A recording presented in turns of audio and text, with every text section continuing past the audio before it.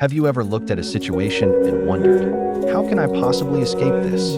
Isaiah 49 verses 24 to 26 reminds us that even when the battle seems too great, God is greater. You may feel trapped by circumstances, fear, opposition, or a battle you cannot overcome by your own strength. But hear this today. God Himself will contend with those who contend with you. He will fight your battles.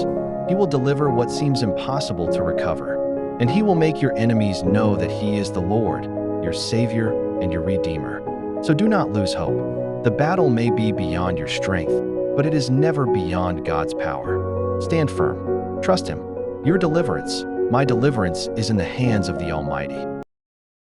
Shall the prey be taken from the mighty, or the lawful captive delivered? But thus saith the Lord, even the captives of the mighty shall be taken away, and the prey of the terrible shall be delivered. For I will contend with him that contendeth with thee, and I will save thy children. And I will feed them that oppress thee with their own flesh, and they shall be drunken with their own blood, as with sweet wine. And all flesh shall know that I, the Lord, am thy Savior, and thy Redeemer, the Mighty One of Jacob.